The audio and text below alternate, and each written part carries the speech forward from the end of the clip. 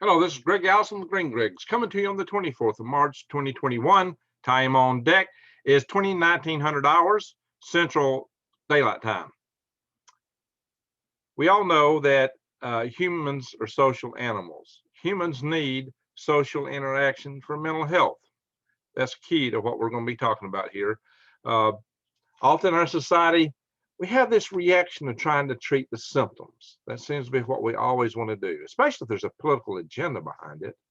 But the treatment level of things that go awry in our society really need to be at the root cause. So tonight, I'm going to talk to you about the root cause of things that disrupt our society, particularly in regards to things that lead some people to commit mass events, causing great casualty, mass casualties, shall we say. I'm trying to watch my words here. This is not about those events themselves. I'm not going to talk about any of those events, nothing that's gory. We're going to talk about people. We're going to talk about root causes. That's the tip of the iceberg. We see things in the news ever so often about things that happen. Those are the worst case. There's a lot of other things below that that's going on. In our society, we tend to allow ourselves to treat things for political purposes. Like we have categorized that these people are allowed to be victims. But often the real victims in our society are left victims. They're ignored, they're swept aside by our society. And in them, animosity builds up to the point that things go awry. That's where we need to work, guys, girls, ladies, gentlemen. That's where we need to put our attention. Now, I just did a video last night about our freedoms being at risk. This is the flip side of that.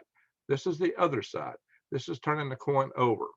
So I talked about defending our freedoms. I think that's important because, like I said, people like to treat the symptoms. They like to go after what the good people have as their rights rather than dealing with the problems. Sometimes it's law enforcement, but sometimes there's deeper things. In this case, there are deeper things. There are some systemic things in our society that's gone awry that we're not fixing, that we're not addressing.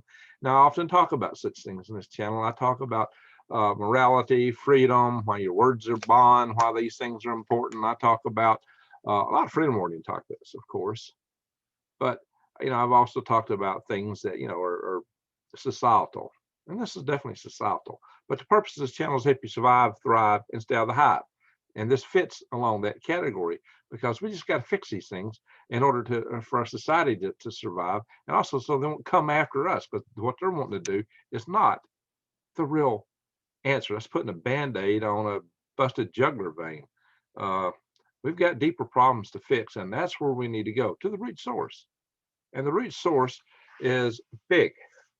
It's a problem in our society, and it's reflected through not just those things happening, but drug use, crime, a lot of stuff. All right, so before we go into that, I'm going to give a shameless plug for the channel. If you're not subscribed to my channel, subscribe, bang the update notification bell, and click all, because I'm going to bring you more topics on prepping, on what's going on in the world. Yeah, I got to get back to that, but this is weighing on my heart. What is, worms? Yeah, you're starting to see worm topics again. Yeah, I'm going to be doing Worm Wednesdays and a few other days too now. And maybe Microgreen Mondays will be coming up. But the prepping topics will continue. The gardening topics will continue. Wild edibles. And again, what's going on in the world? Because I do bring you these eyes wide open, head on a swivel news. And really and truly, even though this is about a societal thing, this is really eyes wide open, head on a swivel, because my friends, this is out there. It's part of the problem. And we can fix it. The solution is us. It's not them. It's not they. We is they is us. We're the ones that can fix this thing. Don't rely on somebody else. Get involved. Also, you can support my channel by, right now, you need to grow a garden. And hey, growing a garden is a very therapeutic thing and maybe part of the answer to what's happening here. So I highly encourage everybody to go to my link to True Leaf Market. And there they even tell you how to grow the seeds, all kind of good stuff about that. So go to True Leaf Market, get links in my show notes and my pin notes below, and you can get all your gardening supplies, including microgreens. You can grow in the house if you're in the city. Green things, that helps people adjust psychologically to bad situations. That's part of what we're dealing with, but that isn't the ultimate answer. That's part of it, maybe. That nature best. Now, all right, so what's happening here, my friends? Like I said, we human beings are social animals. Human beings crave and need interaction with other people. people not having interaction with other people tend to get maladjusted over time and acquire attitudes toward other people, feel disaffected, start to resent other people, and these things build up over time. And in young people, it's particularly acute because young people are just coming to this world. They have that need to be accepted more than anybody. That's a real strong driver in the young. And it probably comes, from just a part, that in nature, if you're not part of some pack, herd, or tribe, you're going to be ostracized and ate by the wolves or the lions. And that was the case. So there's a biological drive for this, unless you're a tiger, which is a lone hunter cat, but even lions like the working pack. So the pack provides security, but also there's some sense of drivers for things that would drive people out of the pack. You don't fit maybe.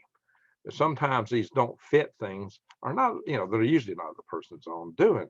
And, and the most unfortunate, what happens is that people, kids especially, kids, sometimes their best psychological defense to keep them from getting picked on is to pick on somebody else. Maybe they got a problem, so they project a problem on somebody else, and then they unmercifully just pick on that person just to take the tension away from them and project it over there. Kids do that. Kids are mean. Kids are merciless, but they do that probably as self-preservation, but it's a very bad tactic. And what happens is that the kids who are socially awkward, they're the ones that fall prey to this most often because they haven't got their social skills yet. They can't maneuver so well in society. Maybe they might have that ADHD. They may have various other things that go beyond that. The syndromes that we often think might be. Some people might be due to things like this. Some people think that's the source of some of these things. I'm not saying what is in the course of this video. I'm just, talking conjecture, but we do have a lot of people that have a lot of serious issues in our society today, a lot of kids. But most of what they find with the people that commit the acts that we've been talking about are like, happened in Boulder, happened earlier in Atlanta, Columbine. The people that commit these acts are the social outcasts. They're the ones that got picked on. They're the ones that got bullied. And, sometimes these are big guys, but as they were growing up, they became ostracized, bullied. And what you find is there's a lot of other common denominators in their past, and it might be that they were abused. Of course, the abuse might be from the bullying itself. Maybe they never got the opportunity to socialize like other kids. And it could be because the parents were working, they were busy. And that happens so much these days. Maybe there's one parent. In so many homes today, there's one parent. And there's one parent, that parent has got to work, usually. But, working, trying to raise the kids, it's hard to give them the attention that they need. It's the kids are basically raised by television and the wolves, essentially. Kids that are joining gangs to get acceptance. And that's the worst thing in the world because gangs will accept anybody. Yeah, gangs, the bad kids in school, the druggies. They're very accepted.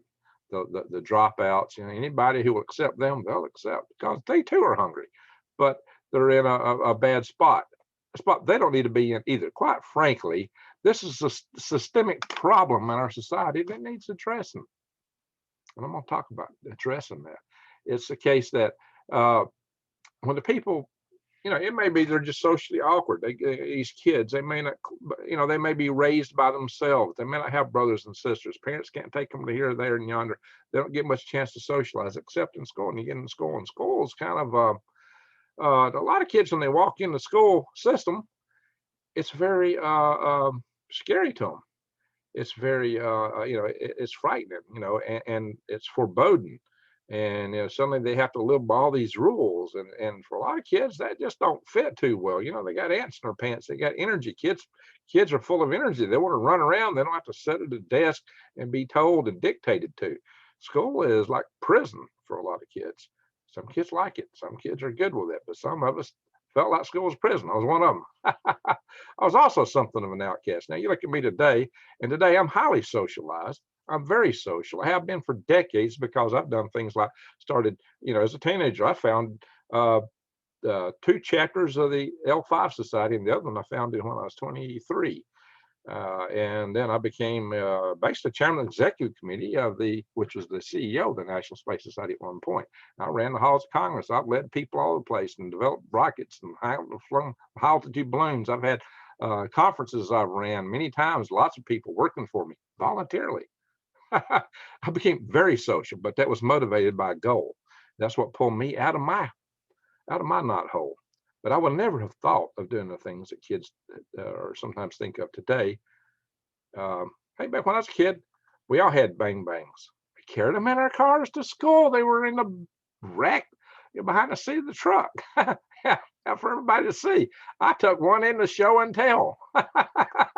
It was a Hawkins variety, if you know what I mean. One that had powder that was the color, of this strap here, you might say.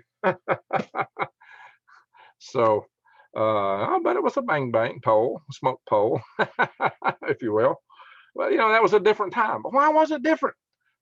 Our society was somewhat different because back then we had bigger social networks. Because you might be mad at your parents, but what was Aunt so and so going to think about you? What was your grandma, your sweet grandma, going to think about you? They would feel like you failed them. You couldn't face them if you went out and did crazy stuff. And besides, back then, if you had a bang bang in your pocket and you got in one of these, you were going to pull it out because you were in one of these. And what the heck did that have to do with it? Nothing. Your life wasn't threatened just because you're in one of these. Kids today lose perspective. But why? Because they're not taught perspective. They're not taught love. They're not taught the value of life because our society don't even emphasize that anymore. So there's several things here, several root causes. I will say first and foremost, the biggest root cause is social isolation. That's where it starts, social isolation. Now that may be because the kid lives alone in the house. In my case, I had social isolation. My brothers were 10 and 8 years older than me. They left home when I was a kid. When I was little, they wanted to run around with their friends who had Jeeps and went out in the woods and had big fun. And I was just some little toddler dragging them, slowing them down. If I went along with them, they didn't want me dragging them down. And my parents both worked. And we lived way out in the country. There wasn't no kids my age around in the neighborhood. So it was just me in the woods and a dog or two. The dog or two might help, and the woods might help too. This is part of the solution path. But at least like I said, I did have an extended family. There was grandma and there was various aunts and uncles, that you loved, and you just couldn't afford to disappoint them. And also that back then, just a lot of these things didn't happen. They just didn't happen. So the thing is, again, let's go back to the social isolation. This can be fixed. The bullying can be fixed. Why does the bullying happen? Because this person's social isolated. They're a little awkward, so they're different. So the kids will, in their own little active defense, by a great defense, as an offense kind of a strategy, is they pick on them. They bully them verbally, physically. Of course, that just furthers that kid's embitterment. So what happens when the kid's getting picked on like that? They get a very negative view of people. They start thinking of all people as being evil. And one of the prerequisites of going out and committing heinous acts on other people is dehumanization. To you, they're not human, like we normally think of each other. They see other people as beasts that want to bite them, that care not for them, or they feel like they're rejected and they get bitter in life. And this bitterness builds up. And even when people are sometimes outreaching to them, they don't see it. They miss it because they have got their rose-colored glasses tell them the world's bad and everybody's after them. They get a paranoia. You know what I've done? I've talked to you about rose-colored glasses. I got a pair around here somewhere. I talked. Oh, no, they're not on my hat. I talk to you all the time about these rose-colored glasses, and it's people's worldview. Everybody has a different worldview, and you don't understand where they're coming from. They're looking at everybody as being mean, cruel. For what point? And so they get a very negative view of people. So once you can understand how these people are seeing things, what they need is love. They need someone to reach out to them, to be a friend, to give them a hand. I mean, they can't have social graces and social interaction skills if they're not interacting socially. If they're not getting that chance, they don't get it. Reach out to these people and get them involved in society. Talk to them, get them into a club, take them somewhere, take them to a sporting thing, or maybe they're not into sports. That's okay. Do something with them. Take them to a restaurant. Take them out on a nature hike. Start a hiking club with some of these kids. Uh, that's what these kids need. They, nature bath, like I talk about all the time, is one of the best things you can do psychologically. Growing plants, you're nurturing something. The experience of nurturing something is one. Get them a puppy. I mean, it gives them some interaction. It's not social, human, and it's not the same, but it is a step. It helps. Suddenly they got something they love that loves them. That is a little bit of a help. It's not the same. It's not the same level as human interaction. It does not replace human action, but it helps. It's a step. That with nature bass, and people engage them.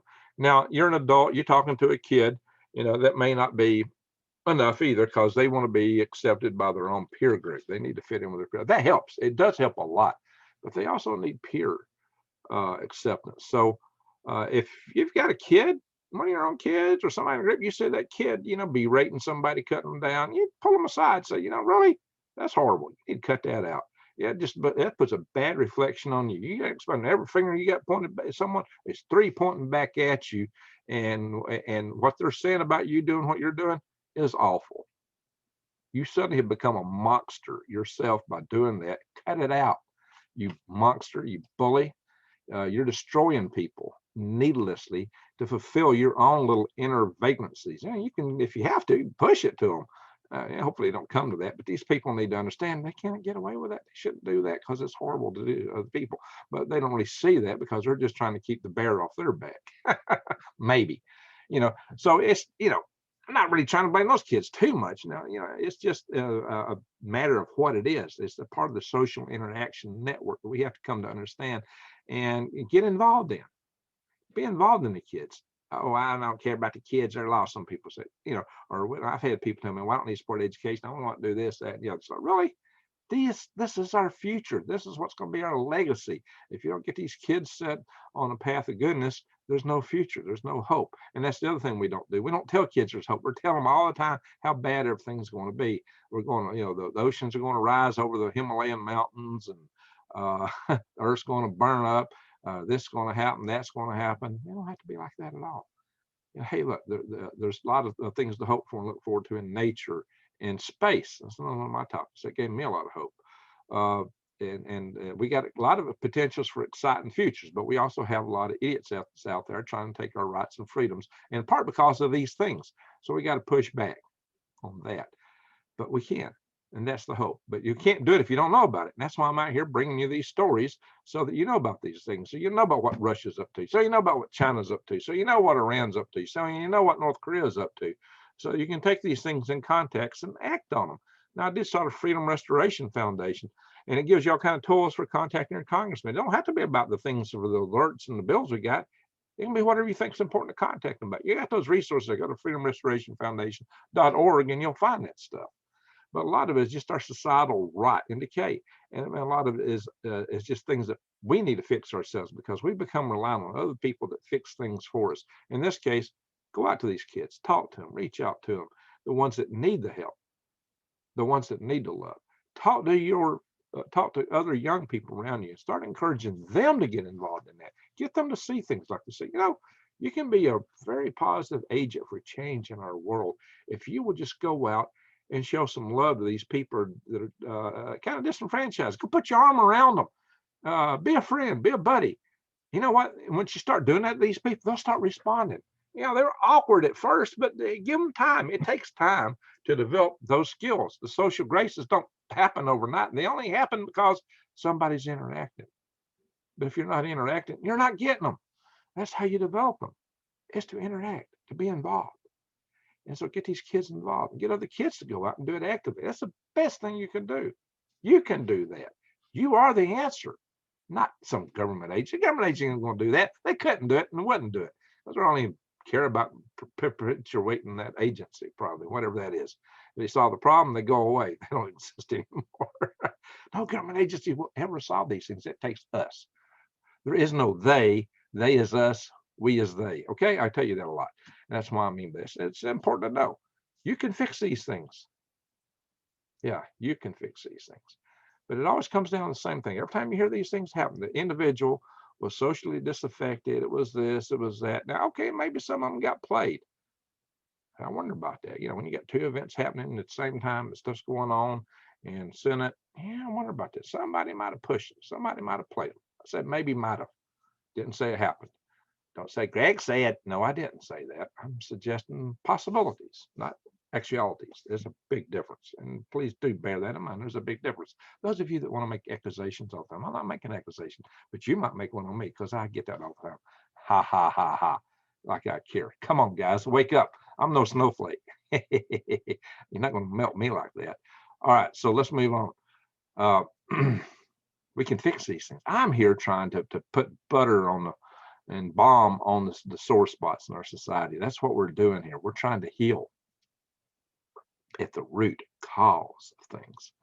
And but see what happens is there's a lot of kids out there disaffected. A lot of kids who didn't get the nurturing they needed from their parents because a lot of parents don't even know how to raise kids anymore because they weren't raised. They don't know how to raise their kids. That's a huge problem. We need to, as a community, come in and try to rebuild extended families or be a community in the absence of extended families. So if some friends or people get involved with kids, just get involved with some kids. Hey, I had neighbors that I looked up to. I had a neighbor that was like a second father to me. I thought the world of him. He was a really nice guy. The whole family, I loved the whole family. This neighbor family to me was family. And I wouldn't have done anything to disappoint them. They were as much family to me as my own family. I love them. I still love the members that, most of the older ones are gone now, but I really look up to them. And, they were interested in me because I would go up there and see them and that's how you need to be interested in the kids. It don't matter if they're your kids, any kid, show them interest, show them some love, talk to them, engage with them, ask them questions. Hey, what do you think about this? Where are you going? What's going on? What are you up to today? What do you like? Just talk to them, engage them. It's not that hard. You know what? They'll like it. And it will help them, but it also give you some idea. You might find some other kid to get involved. Hey, I know a kid over here. He likes the same thing you do. Come on, guys. It's not that hard. It don't take that much effort, but the payoff can be huge. Get involved with the kids. I always tell you guys to be the change you want to see. Like Rex Bear often says that, and many others have made these kind of quotes. They go back to like Gandhi, right? So, but I tell you that light dispels dark and love dispels hate. And I often say, go out and shine your love light into the world. That's what I ask you to do. Be the hope, be the change, shine your love light to the world, and we can change these things. Oh yeah, I'm going to show you a quick example here, I believe, of a teacher who's taken some of this to heart and went about in a very methodological way. I'm going to show you some websites here real quick if I can pull them up here. Oh yeah, so here, this is again on the kid that did some of these things. Oh, this is a kid that didn't. This is a kid that got arrested just before he pulled one of these things off. And he was basically here, and he went by the nickname Trunk because he had a trunk full of bang bang poles. And he was going to do something, but a policeman caught him before he did it. Aha, see, there's warning signs. There's tons of warning signs, guys, for these kids. And a lot of this stuff can be prevented if we start paying attention to them, get engaged with them, talk to them. Just cause they're, hey, he's icky. Well, he's only icky because you're not having anything to do with him. It's your fault. Yeah. This kid needs help. Come on, guys. Okay, maybe they don't take a shower. Maybe it's because he feels disaffected. Well, you can get him in society, he'll start taking a shower, hopefully. So, yeah, this one kid later learned and became involved socially after having been in prison. He didn't know how to interact with people, but in prison, he learned if he didn't interact, he was going to get his head smashed in. So he learned how, and then he suddenly became social, and he developed goals and rose above it all. That was interesting. This is some of the common factors, of things that happen with these things. All right. Fame and notoriety, contagion. Okay, I'm not going to this. Here's another article. Hang on. This one I was wanting to show you is right here. One teacher's brilliant strategy. And the brilliant strategy this teacher has is basically she asks kids to write on a notepad, basically, the top 4 or 5 kids they'd love to sit with the next day. No promise that she'd be able to do that. But she can tell, she analyzes these notes she gets back from the kid, just write it on a piece of paper and hand it in. And she rearranges class, but she rearranges it probably a little differently because what she's looking for is a kid that maybe no one wants to be with, or maybe the kid themselves who's going to have an interest in response because they're feeling awkward. She can start seeing both sides of this through her little questionnaire, and then she adjusts the class to try to accommodate the needs of those who are socially disaffected. Oh, that's brilliant. So there's so many ways to deal with this, guys. There's so many ways to deal with this. But take the kids out, get them in a nature bath, get them in a garden, get them growing things, get them involved, get them in scouting, whatever's left of it. There's so many things you can do with these kids, my friends. There's so much that can happen that can be good. And that's what I'm talking about. Let's go out and be the change we want to see. Shine your love light into the world. Is that so hard? Just smile. Say, how you doing? Can I help you? What's happening with you today? Just show a little love, a little concern. You don't have to go out and throw $100,000 on top of somebody's head. Anybody could really do that, except a handful of people, but and I'm not one of them. But you know what I'm saying? You can be a big difference here just by talking to the kids, by talking to other kids about talking to kids. Encourage them to go out and be change agents, to show a little love, to put their arm around somebody, to talk to them, to pull them in, to get them engaged, to start socializing with them, to pull them out of their shells, away from their computer game consoles or whatever that they're all sunk into, to get involved, to be social, because we're social animals at the core. We need each other. We really do. You don't listen. We may not all agree with each other because we don't all have the same worldview. Go see my video on rose-colored glasses, by the way. We don't all have the same views, but that's not a bad thing. It shouldn't be something that we start beating each other up over. It's something to talk about. It's something to exercise those social graces over and have conversations. I got real good friends who are on different sides of the political aisle. I myself crossed the political aisle. I was way left as a kid in high school, way left. I mean, I was left of Bernie Sanders. But, I learned a few things along the way. I had a change of heart, a change of mind. Life taught me different lessons. So I grew up. All right, all that said, you may not agree with that, but then again, it goes back to that viewpoint thing. It's because you see some things different. I mean, come on, do you agree with every aunt and uncle you got? I bet you love them, right? If you don't, you should. Shame on you. Of course, there's some aunts and uncles that are maybe self-centered. That's a different matter. Lord help them. Our families need some help today. But you know what? The change starts with you. You can start to change yourself, just like a pebble that drops in a pool of water and a ripple start going out. That's how it gets started. And you, the one that can start it. Kind of like Smokey Bear used to say, only you can prevent forest fires. Well, it ain't only you, but you can change the world. It starts one heart at a time. So there we go. We'll start with one heart. That's a logo. With yours. All right, everyone. Said enough. Be the change you want to see. Shine your love light in the world and wear other people's rose-colored glasses. With that, I'm going to say, have an awesome night. I'm about to go to a live session in about 12 minutes. I don't know if this video is even going to see the light of day today. It may have to be tomorrow. But thank you for watching.